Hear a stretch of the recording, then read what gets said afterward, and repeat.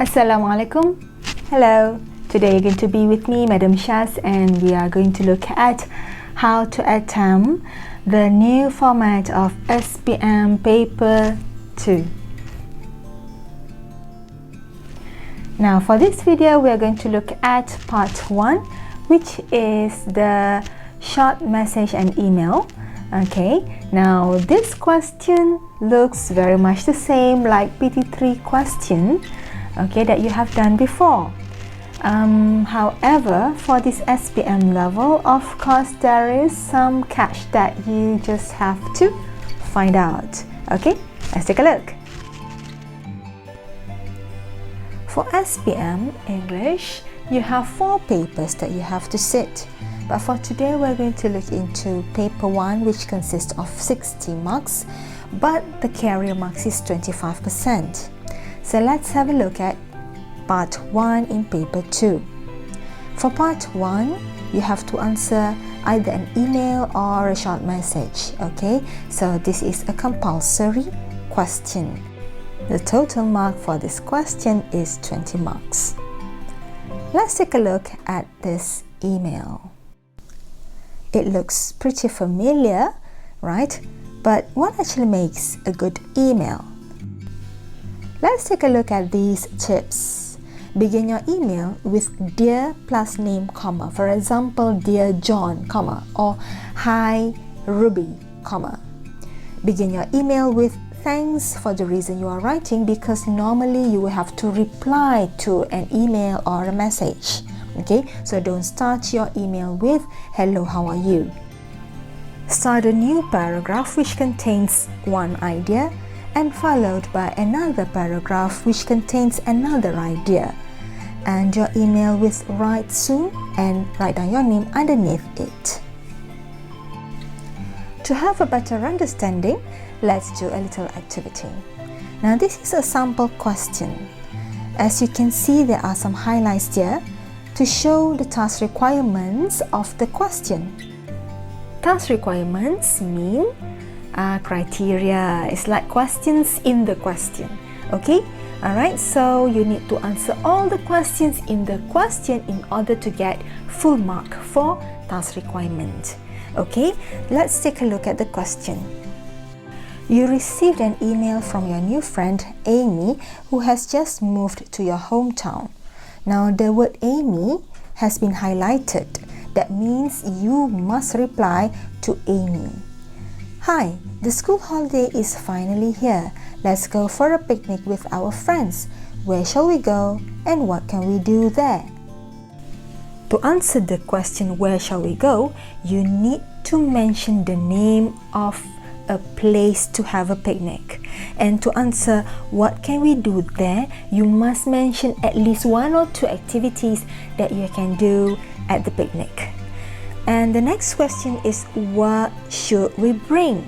Now you must at least suggest 1 or 2 things to be brought over. I'll be waiting for your reply. Bye. Now write an email to your friend in about 80 words. Okay, now because it says 80 words, therefore the essay or the email should not be too long. Now let's try to answer this question together. If you need the template, you may download it from the PDF link in the description below. Let's begin. From this template, you can choose one from the options given here. For example, for salutation, you may use either hello Amy, hi Amy, dearest Amy, or dear Amy. For opening paragraph, just choose one from the given options. This is followed by one more sentence from expressing enthusiasm or excitement. In the second paragraph, choose one of the sentences and put a name in the sentence. In the second sentence, describe the place. So here I used, it has a white sandy beach and the water is clean. Start a new paragraph with a cohesive device. Here I used moreover. and then talk about what can we do there. So here we can have some games on the beach. To make your essay more interesting, you can start the next sentence with to spice things up. The meaning of to spice things up is to add excitement. Now, what can you bring to make your picnic more exciting? Yes, to spice things up, let's bring a radio. I could bring some food and maybe you could bring some drinks. In paragraph 4, tell the recipient what to do. For example, let me know what you think, or regards to everyone. End your email with either or yours or take care or hugs and kisses or love, and followed by your name underneath it. Now some of you might be wondering why not yours sincerely. Yours sincerely is more suitable for letter writing, like informal and formal letter, but not suitable for email and short messages. Okay? Let's take a look at how this email will look like in full. Now, in this email, as you can see, all paragraph starts from the margin. That means the first sentence of the paragraph do not have to be a little bit to the middle like the one that we used to do before. But every paragraph is divided by a single line. Okay, so this is what you must do to differentiate the first paragraph to the second paragraph. Okay, and you have to be on the left hand side. Okay, so what if you want to write on the right hand side? Fine, it is okay as long as you have there. Okay, it can be on the left or it can be on the right, but advisable on the left hand side. Last but not least, practice makes perfect.